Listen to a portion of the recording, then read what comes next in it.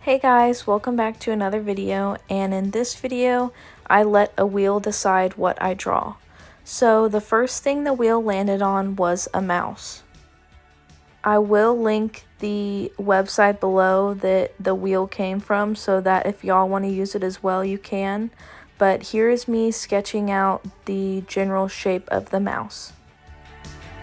The wheel was a lot of fun because for me I struggle with finding ideas to draw, so by finding an animal wheel that I could just spin and it would land on something and I drew that, it was actually a lot of fun. And it didn't make me scroll on Pinterest for hours wondering what I was going to draw. I just knew what I was going to draw and started on that. I think I am about 20 pages from finishing this sketchbook, and I'm so excited to finish it because I feel like this is one of my better sketchbooks that I've had, and I know that with each sketchbook obviously I'm gonna improve, but I just really like the art I created in this one. Honestly, drawing this mouse I struggled a lot and I erased a lot, so I'm kind of surprised I still stuck with it till the end because it was giving me a lot of trouble. I also wasn't really feeling like using my alcohol markers on this piece, so I just used my micron pens and did like an ink drawing. I don't know what I'm going to do when this pink pencil runs out because I use it for all my sketching. I guess I'll just have to move on to a different color until then, after the pencil is used up, and I don't know how I feel about that because I really like the light pink color and it's easy to erase, and I feel like it looks great under alcohol markers too. I might just start sketching in a light blue just for the heck of it, just so I can get used to another color to see how I feel. With this sketchbook, I did have a lot of pages that I wasn't super happy with towards the beginning, and even some pages that I did cover up, but you'll get that later in the full sketchbook tour. I don't know why the sketching lines look so light on video because they actually looked a lot darker in person. Also, let me know if you like this video angle down below. I was trying to switch it up a bit so that there was a little bit of a change instead of just the overview. I think the main struggle with this sketch was that I was way too heavy-handed with my colored pencil, and when I erased, it wouldn't erase very well, so I still had that underlying sketch that I didn't really like, so I erased multiple times, and I ended up with something I was okay with, but I think I was just pushing down too hard on the colored pencil. I don't think I've ever drawn these two animals before either, so the wheel was perfect to push me out of my comfort zone and try to get me more comfortable with other animals that I'm not used to drawing. So I started off with the largest micron pen that I had, which was the 08, and I tried to outline everything on the outside on that, and then I went in with my 005 micron pen to add all the details, the hair, the shading, stuff like that. On this mouse, I don't think I ever got the face right, but it was close enough and y'all can tell what it is, so I'm not too worried about it because of course this is the first time I've drawn a mouse, so obviously there's going to be a learning curve. I am going to try to draw just a little bit every day just so I can get this sketchbook finished, but if I don't feel like drawing, I'm also not going to force myself to because that's just going to lead to art block and burnout, and I really don't want that because I've been doing pretty good so far in this sketchbook, and for that to happen towards the end when I'm getting into another one is not great. But by drawing things out of my comfort zone, it is helping with my art block because it's stuff I'm not used to, so I'm not getting bored of it. I highly recommend picking a theme that you want and putting wheel behind it so that you can spin a wheel and you don't have to think about what you want to draw. You just spin the wheel and it picks what you draw.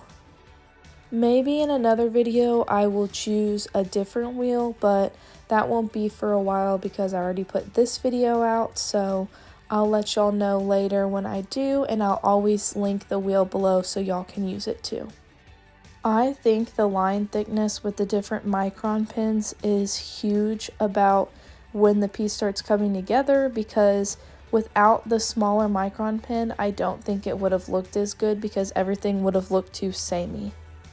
I think I struggled the most with this mouse's feet because I couldn't get the shapes right or how I wanted them, but I finally got them where I was okay with it. They weren't perfect, and I honestly wish I did not shade the back part of this mouse because it just didn't look like how I wanted to when I went over it multiple times, but you live and you learn. Otherwise, I don't have much to say on this mouse, so enjoy me drawing the rest of it.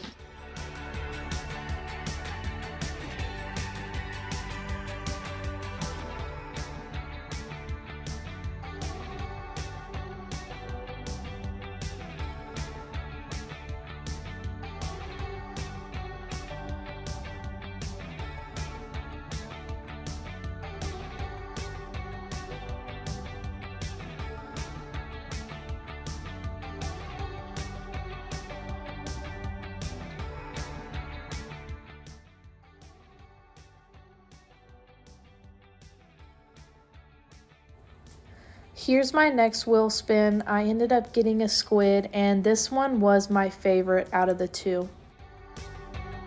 I think just because the details I was able to add to the squid and the fact that there wasn't hair on the animal that I really liked and I enjoyed drawing.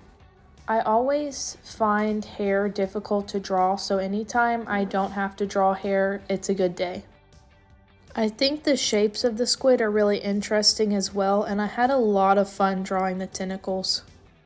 I don't normally use wheels to pick out what I'm going to draw, but YouTube is always crazy with wheels, so I was wondering how I could incorporate that into my videos, and this is the idea that I came up with. I have also thought about doing like a random character generator where it generates it for you and you just draw what characteristics it has, just because I figured it would be fun and I think you guys will like it. Let me know if you guys just like single spread pages or if you like the full spread pages when I'm drawing. I personally love the full spread because I feel like it looks better together, but when I'm short on time, one page also does the trick. There was also a lot of marker bleed through on the other side of this page, so it kind of forced me to not be able to do a full spread, but I'm sure I'll do a full spread in the future. I think I've also gotten in the habit of drawing things larger in this sketchbook, and it's helped me fill up the sketchbook a lot faster than others. I see other artists' videos where they can fill up a sketchbook in just a couple of months, and I feel like that's not me. It takes me a couple of years to fill sketchbooks, but now since I've been drawing more consistently, it's going to take me less time to fill these sketchbooks. I'm interested to see with the brand new sketchbook I got this year how long it would take me to fill that one, because I am consistently doing art now and I feel like it would only take a few months. But I'm also not going to give myself a hard deadline so that if I don't get it done or I force myself to draw every day, it's just going to give me art block or burnout, so I'll just see when I get it done. I feel like a squid was also perfect for the space because I could just draw the tentacles like squiggling around everywhere, and it was an easy way to fill up a random spot in the sketchbook page. I think I was able to get more line variation with this piece instead of the mouse, and that's probably why I like this one just a little bit more. I know a factor that also played a role in me liking this one more is the fact that I did warm up kind of with the mouse and I got in the groove of things, and then I was able to draw and sketch the squid a lot more fluidly because I was warmed up. For me, I know a sketchbook can be a lot of unfinished pieces, but I find I'm more happy when I'm able to make them look more polished. Yes, I understand that a sketchbook can be just that, where you're not having to create finished pieces, but it's what makes me happy, so that's what I do. But I do have another sketchbook that its pure purpose is to be chaotic and have sketches, some finished pieces, not necessarily all finished pieces, but I find that it helps me to let loose a little bit more than I do in this one. If you notice that my lighting is a little bit different the last couple videos, it's because it's been getting dark outside a lot earlier, and the only time I have to draw is normally in the afternoons when it's already dark, so I just use a lamp, and it's honestly not the best lighting, but it's what I got. I started adding the line art to the squid the exact same as I did with the mouse, by using the largest micron pen first and then using the smallest to go in with details. This squid was so much fun to add shading to, and I feel like I conveyed the shadows really well with the thinner lines than I did in the mouse, so I hope y'all enjoy this because I had a lot of fun drawing both of these.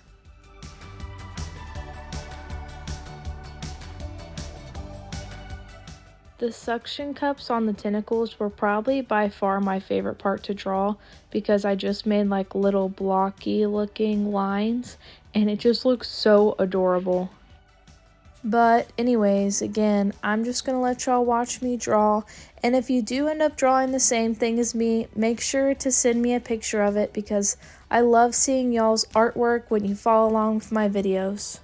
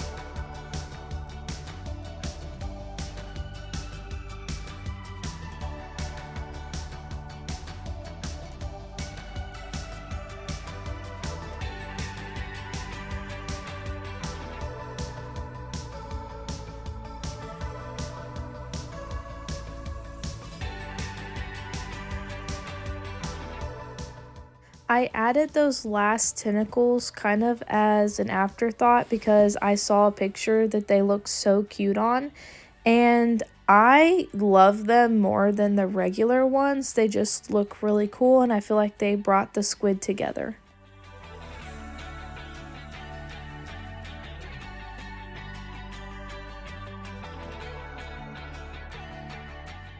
Here's where I drew in all the little tentacles that added just the best detail to the squid.